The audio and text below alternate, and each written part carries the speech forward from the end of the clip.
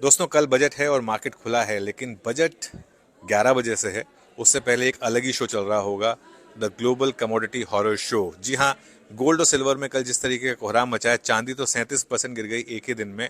तो कल सुबह खुलते ही ये सब हिंदुस्तान जिंक और बाकी स्टॉक्स, इनमें लोअर सर्किट लगने की पूरी पॉसिबिलिटी है। और सिर्फ हमारी मार्केट ट्रेड कर रही होगी, कोई और मार्केट नहीं ट्रेड कर रही होगी, ध्यान रखिएगा इस बात का।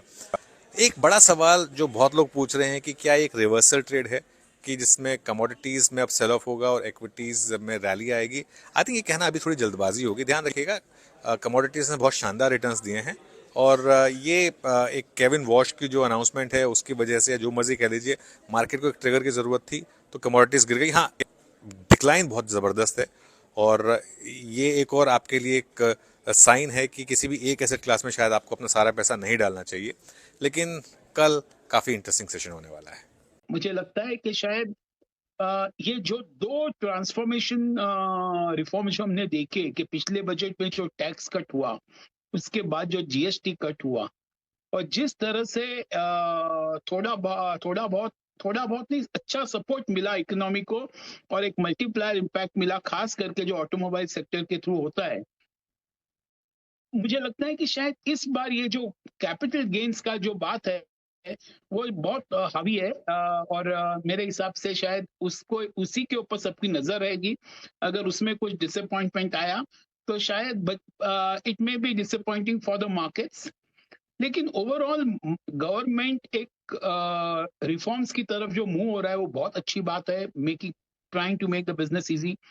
मुझे लगता है बजट से कोई खास उम्मीद ऐसी तो नहीं है, लेकिन फिर भी फिस्कल डेफिसिट के ऊपर नजर रहेगी, क्योंकि जिस तरह से टैक्स कट किया है और जीएसटी कट किया है, गवर्नमेंट के रेवेन्यूज आर अंडर स्ट्रेन। तो किस तरह से फिस्कल डेफिसिट कंटेन करेगी और किस तरह से growth also will not be compromise, इसके ऊपर काफी अच्छा ध्यान रहेगा, because we are growing so well at 8%, 7.5-8%। तो मुझे लगता है ध्यान उसी के ऊपर है, कैसे 7.5-8% गवर्नमेंट मेंटेन कर पाएगी थ्रू द बजट। एक आइडिया बहुत अच्छा आ जाएगा सब लोगों को, और क्या रुपी के तरफ क्या उनका विचार है और किस तरह से वो देखना चाहते हैं, वो भी एक बहुत उम्मीद से लोग एक्सपेक्ट कर रहे हैं कि उसमें क्या गवर्नमेंट के स्टेप्स हैं।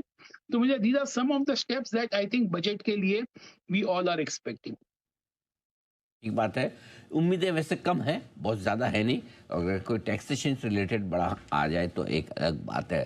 कहाँ फोकस होगा बजट का? जो कुछ भी सरकार पेश करेगी, आपको क्या लगता है इकोनॉमी के किन सेक्टर्स पर, किन बातों पर बजट का फोकस रह सकता है?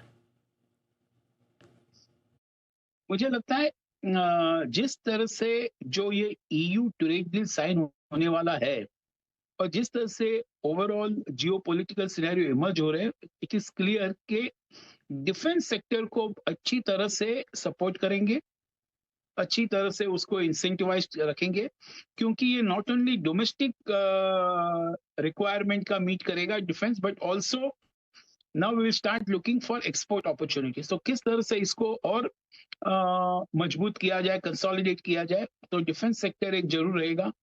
सेकेंड, मुझे लगता है कि इंफ्रा सेक्टर के ऊपर भी काफी अच्छा ध्यान रहेगा, क्योंकि यही एक सेक्टर है जो एक बहुत अच्छा मल्टीप्लायर इम्पैक्ट देता है in terms of job employment, और आप बोलो जो कंजम्पशन होते हैं, स्टील, सीमेंट, जिसकी भी बात करो आप। तो इंफ्रा में किस तरह से होगा, बिकॉज हमने देखा है पिछले 6-8 महीनों में कि ये एक सेक्टर थोड़ा बहुत जरा म्यूटेड रहा है, जरा प्रेशर में रहा है, because companies have not been able to get their payments in time. और हमने देखा कि थोड़ा बहुत एग्जीक्यूशन मिस भी हो रहे हैं कंपनीज के, डिस्पाइट हैविंग गुड ऑर्डर्स। तो ये किस तरह से इंफ्रा को पुश करते हैं, तो मुझे लगता है एक इंफ्रा के ऊपर भी ध्यान रहेगा। और ओवरऑल तो कंजम्पशन तो सबका ध्यान बैठा हुआ है कि कंजम्पशन को कैसे रिवाइव किया जाए, whether it is the staple consumption और whether it is white goods, उसमें कैसे रिवाइव करेंगे।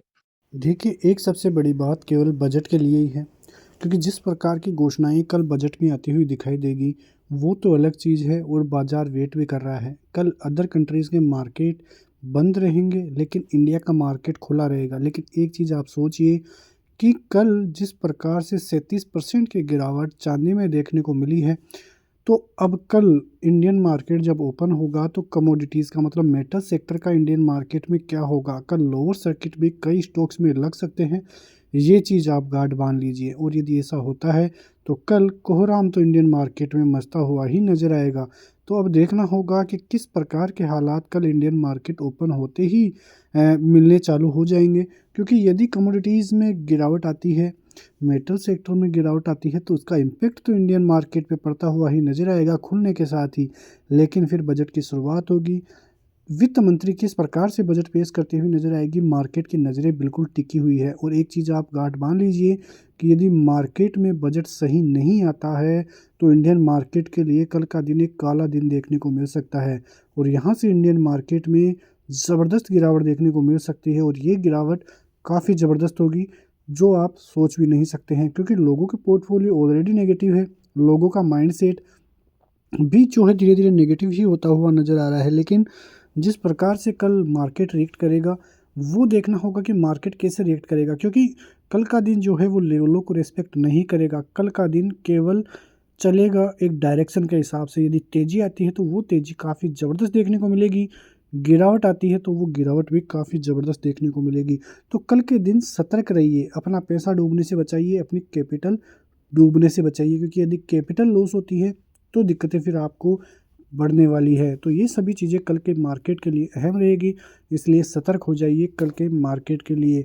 देखिए सभी चीज़ें हैं इंडियन मार्केट में, ग्लोबल इश्यूज़ के कारण इंडियन मार्केट नेगेटिव हो रहा है, एफआईएच की बिल्कुल भी बाइंग नहीं हो रहा है, ये भी एक चिंता का विषय है। क्वार्टर 3 के आंकड़े भी इतने अच्छे नहीं थे, यदि अच्छे आते तो इंडियन मार्केट में ज़बरदस्त तेज़ी देखने को मिलती। चौथा फैक्टर जो है वो रुपी डॉलर का फैक्टर है।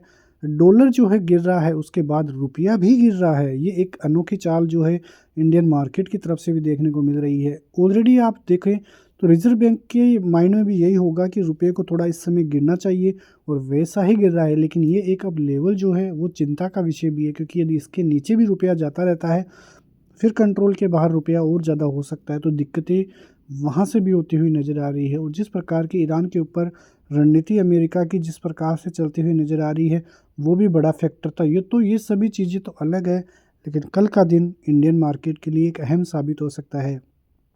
और कल से यानी कि मंडे के मार्केट से ही पता लगेगा कि इंडियन मार्केट के डायरेक्शन क्या हो सकती है, किस प्रकार से इंडियन मार्केट में चीज़ें बदलती हुई नज़र आ सकती है। और यहीं से एक बड़ा ट्रिगर पॉइंट इंडियन मार्केट की तरफ से देखने को मिलेगा। तो कल के दिन सतर्क हो जाइए, इंडियन मार्केट में कुछ ना कुछ बड़ा होगा।